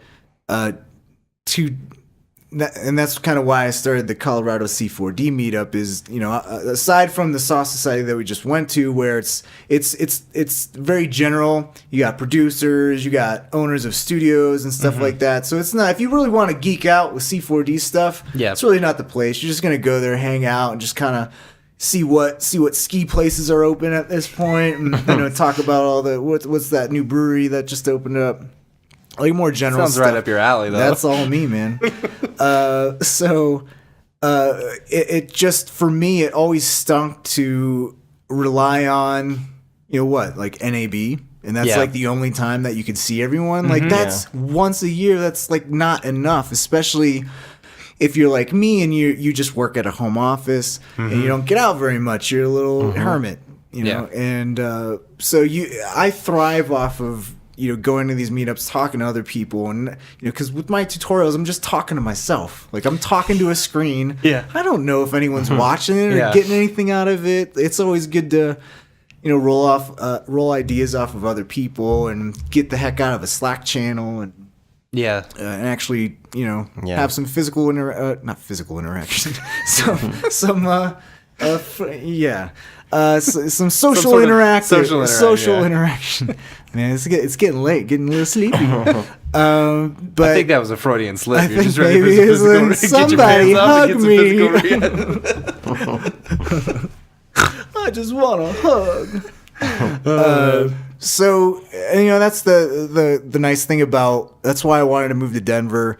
It has an awesome community. The Saw Society is one of those monthly events that is great to go and hang out and drink some beers with some other motion graphics dudes. And for me too, it's like I'm tired of just hearing myself talk. Like I want to learn from other people because I only know so much, and even the stuff I know, I don't even know it that well. So I want to kind of put the spotlight on other designers, and we're having our first meetup January 25th, I believe, in Denver here. Cool. So Where at? It's at the University of Denver downtown. If you want to know more, just follow the Colorado C4D Facebook page or go to coloradocfor.d.com. Cool. And sign up to the mailing list and all that stuff. If you're in the Denver area or if you're going to be in town, hey, come out. It's going to be prime snowboarding, skiing season. Make a little business trip out of it, right? Yeah. Hey?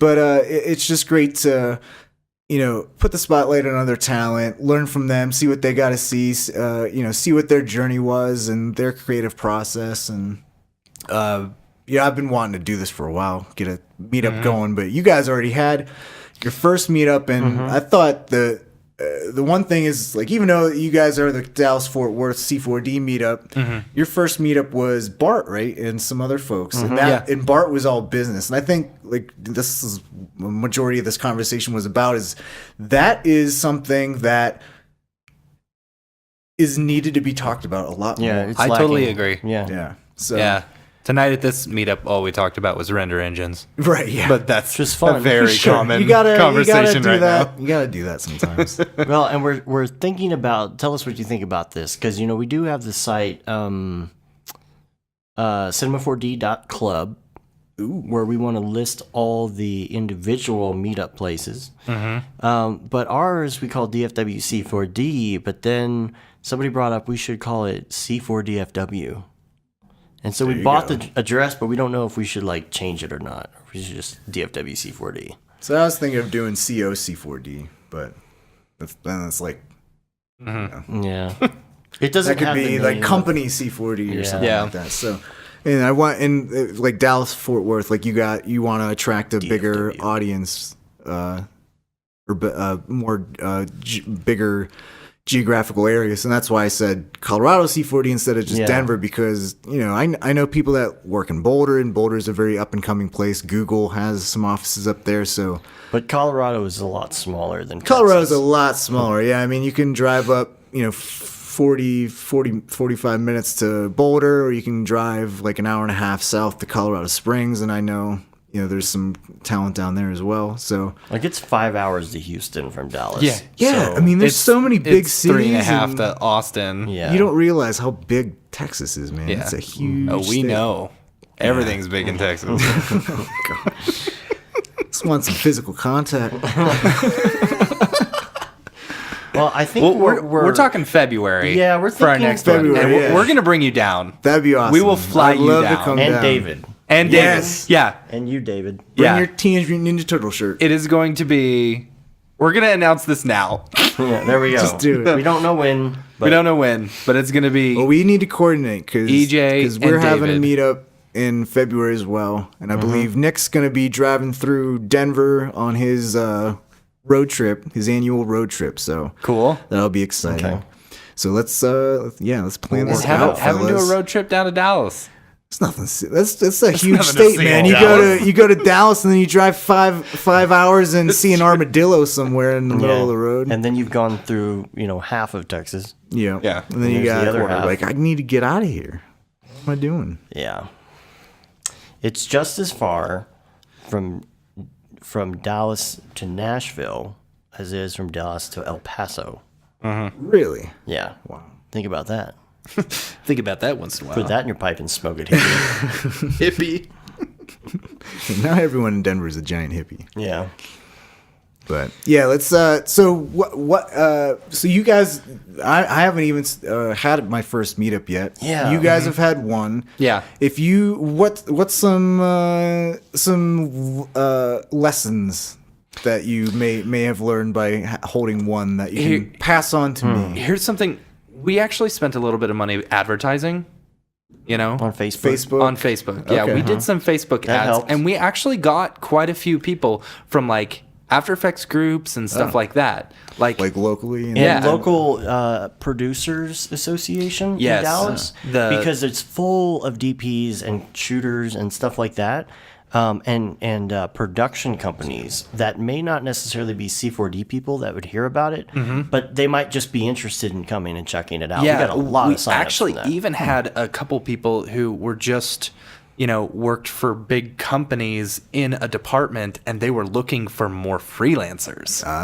So advertise to them. And the other Facebook thing ads, is, hit up all the local creative user groups and stuff like that, or even designers or stuff like that. yeah, Facebook groups and all that. I hit up my old department head at the Art Institute, and I think she kind of sent a thing out, and you've got it going for you that you have a name, I mean, everyone knows MC EJ. Poopy Pants. Wait. Oh, never mind. MCP pants. MCP Pants. Yeah. I want candy. Anyway, so like you've got enough Twitter followers and Facebook followers and stuff that you can like really, Yeah. because we had a few podcast listeners. Yeah, but that's the thing. And friends, We're, really. podcasts are worldwide, and so like even if you do have a lot of viewers or listeners, sometimes it's hard to find just those local people. Yeah, Right. Now, this doesn't really help as far as I guess getting more people in, but we used Eventbrite Yes. to do our management, Just to and do the ticket. it's really Yes. good. Yeah. Really good. And Keep like, track of how many people have signed up signed and up, actually came. how many people actually came. Yeah. And then to have that list of those people when you're done, so that you can send out an email for the next one and be like, hey, we're doing another one, keeping those the email list thing going, and plus even the app, like the manager app, Christy scanned people's things at the door, or Oh, you so can you just, did scan? or you can just check them in. You say, okay, what's your name, and type it in. Or if they didn't sign up, say, okay, we'll give you your name and email. And that's Yeah. if you want to get super organized about it, Yeah. or if you Well, just it's want to also- throw something together like was tonight, Yeah. where Yeah. You just show up. Right. It depends on But we had like presentations and stuff like that. Barton was really good about kind of saying, "Hey, you should do it Promoting here." himself. Yeah, Yeah. You should do it here because they've got this and this already set okay, up. yeah. We didn't have to set anything up besides our awesome. computers. Yeah, we had, we advertised prizes. We advertised, that the first X number of people would get a free drink ticket voucher or whatever. There you go. That's incentive. Because that's kind of one of those things, if you're giving out, punch and pie, the more people will come if you're giving out punch and pie. Yeah. And even the whole act of like, got to get There's this that physical ticket, go again. get that. Hey, I'm all about physical renderer, Yeah. all that good stuff. But just getting that ticket, signing up, getting that ticket, then you got that ticket on your phone. It's like a nice reminder too, instead of just like, I'm going on Facebook that you'll just and forget it's a whole about nother or thing something. because you actually got their email now. Right, that's yeah. So that's Facebook. I've heard is like the way to go because everyone's on Facebook. It's easy to find you on Facebook versus in the interwebs just floating about. I hit up a few LinkedIn local user groups because there are really? quite a few. Oh, okay. Even though LinkedIn sucks. Yeah, It's funny though, we had the invite thing on Facebook, and a lot of people were like, well, we only saw that like 5 people were coming. Yeah. And like we had, like 70, 80 people signed up on our Eventbrite. Yeah. We had Like- like 50 people show up. Yeah. It's pretty nice. So, we yeah. jam-packed that place. It's a They were good, pretty happy. Yeah, it's a good setup. They were made a really lot of money happy. off of us. Yeah, they did. They were really happy. They went. Where's the free overboard beer? for us. They actually they gave us like some free food and stuff. Yeah, and put out, it was so cool. Like, Yeah. we're giving away free drinks and stuff like that. And they gave us a discount on the drinks, which was really awesome. great. And then all of a sudden, they just brought out this food for everyone to snack on. It's like, Yeah. we weren't even expecting that. Thank you. yeah, if you can find a venue you really like we'll probably just go to the exact same place again. Yeah. Yeah. You know. Was it a bar, a food place? Pub. What was it? Yeah, it was a pub. Nice. That's awesome. Yeah, Irish pub. Nice. And what did Barton said something about like make it on the weekday or something? Make it on a weeknight, which I didn't think we were going to do a weekend, Yeah. But he said the Oh, thing yeah. is that people actually kind of are more likely to come when it's after work. They can just drive over there real quick and have a couple drinks and hang out. On the weekend, it's time to do weekend stuff. They don't want to your leave family. and go back, Right, yeah, downtown and go back to work and Right, work yeah. area and Yep. do all that. They're not gonna, or they'll say they're gonna come and they won't because they're like, I'm tired. I don't want to go do that. Right. I just mowed the lawn all day today. I don't Yeah, want to go out. exactly. Yeah. I mean, you don't. The last thing I like to do is like talk about work stuff on a weekend when you're like trying to unplug a little bit and Yeah. relax and let your brain recharge. So, what day do you guys have yours? Do you guys do Tuesday, Wednesday? We did it did Tuesday. Yeah, we did Tuesday? it Tuesday. You find And we did it a more- week after half res. Nice. Yeah. So, do you find what was your? Did you figure out a reason Tuesday versus like a Wednesday? Because I think we had to go out of town feel again like it? on Wednesday. Yeah, we had to go out of town on Wednesday. Because for me personally, I'm like, man, like coming out on a Tuesday, I'm like, all right, we just hit hump day like tomorrow, Yeah. but it's still like it's too early to be like, because when Well, I'm I out agree. and I'm hanging and I'm Yeah. drinking a few sour beers, like I'm like, yeah, ready for the weekend. You're like, and it's Wednesday, Yeah, I think and you're just Thursday's like not probably even better. halfway through the week. So if it like if I See, had my happy that's place, why to Or even celebrate. maybe a Friday. Celebrate. I mean, a So Friday I think could be a Friday good is mix, like too. that's when I plan my brewery tours and stuff Yeah. like that, and or whatever. Yeah, just but, like, movies or I don't know. whatever The you're problem doing. is a lot of people make Friday plans, so that's Right. kind of hard. That's But, like date you night. know, dinner What are you doing? night. Yeah. What are you doing this Friday? Do you know right now?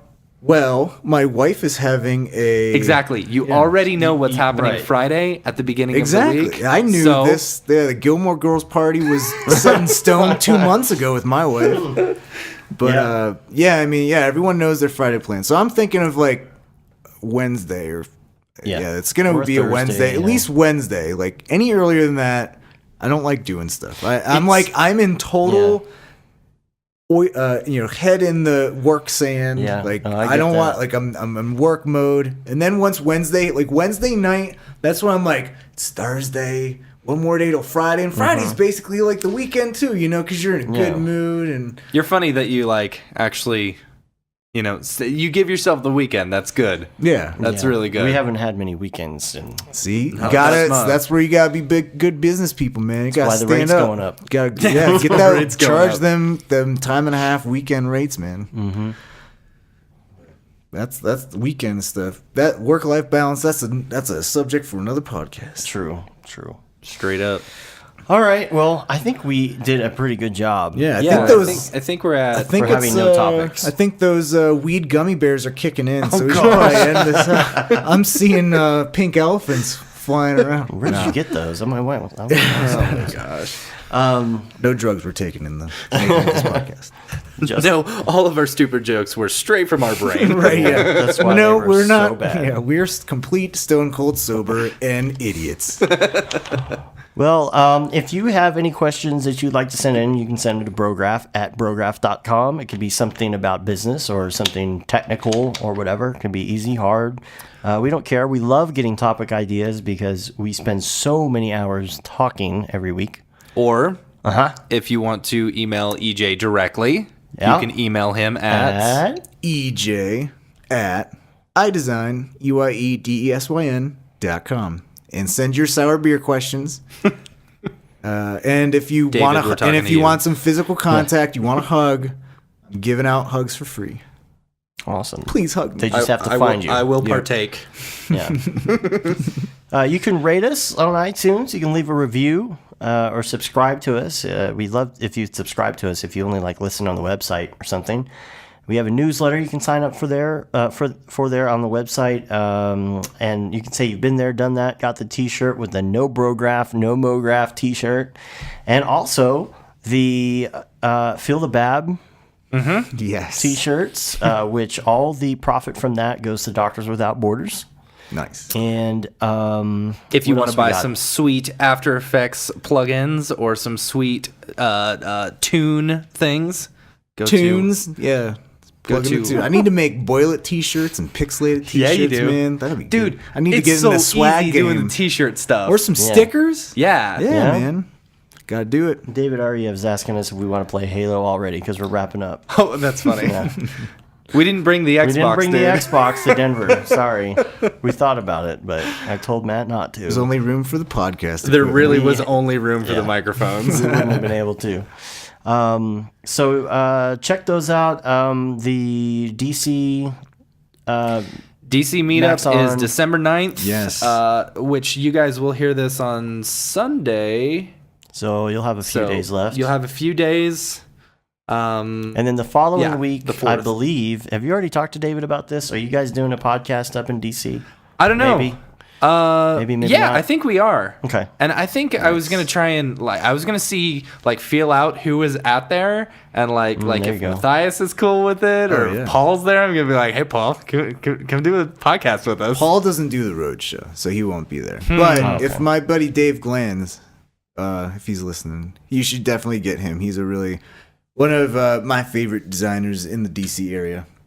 Word. David doesn't count because he's not DC area. He's He's Charlottesville. bum F Virginia Yeah. That's where all the spies live. Is it? and Yeah. sheep Yeah. and cows. So I think that's it. We're on Facebook, Twitter, Instagram, and of course YouTube and Brograph.com and MySpace. and MySpace, and AOL keyword AOL. Brograph. AOL. Go to your geocities.brograph. Yep, GeoCities / Silicon Valley / Pine / 6409. That was my GeoCities site. Oh my gosh. You guys remember yours? The fact that you even no. I remember my AOL screen name. It was Wolfman379. Okay, what was yours? I still have mine, Mentor 972, and it's still active. I can still log into it. Mine was Jedi Age 1. Nerd alert. Actually, that was the thing to do. All of me and my friends in school, we all had our name with 972 after it. So that's how you would know. 972? Yeah, Like your That was area our area code. But Mentor's not your name. That was my nickname. That Oh, was was his it? superhero name. Why? Because you were their mentor. Kind of, but not really. You're kind of my mentor. No. We're gonna get. I'm sensing some physical here. Dude, Dave, We got a good We show haven't title. actually seen each other since. Half-res. Well, since Austin. Are you Yeah, talking we about went me and down. you? Oh, okay, Oh, yeah, you I've guys. seen you early. We barely see each other. That's what's We fun. don't. Oh, yeah, really? So on we live Skype. an hour away from each other Crazy. You see Yeah. each other on Skype. on Skype every day. all day, every day.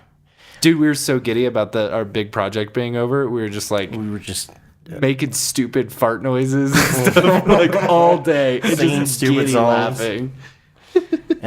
So I think I have a good show title for this episode. It's going to be called "Let's Get Fiscal." Let's do it. It's kind of a double meaning because we're brain talking in. about money. Uh huh. And let's Physical. Get Yes. I think that's Physical. I like those money. double entendres. I was wrapping up the show. Yeah, you were. Okay, so let's This get is out of my here and favorite go to part bed of the and show. eat food and stuff. Let's physically eat some food. Yes. With our mouths. Physically. All right, we're out of here. Let's get physical. Can you add that music to this, or you get banned? Yeah, Dave's gonna do it right here. No, Let's get physical. you banned. Physical. All right, until next week. I'm Dave. Flagged. And I'm Matt. And I'm EJ. Have a good one. Later, bros. Bye.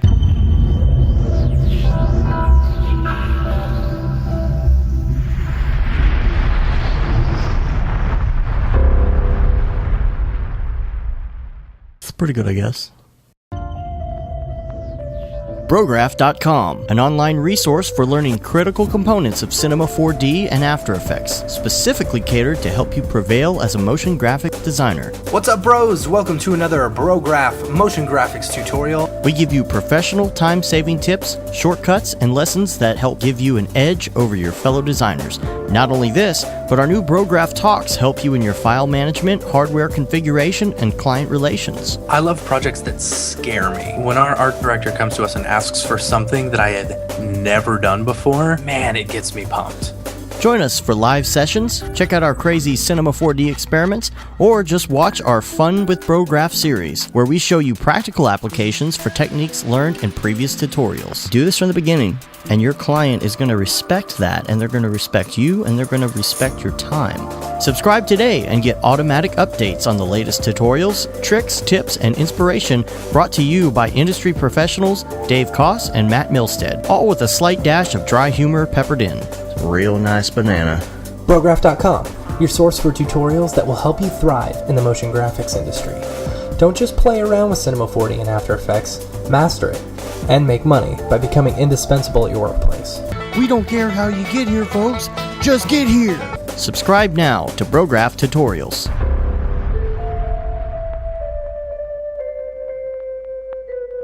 It's pretty good, I guess.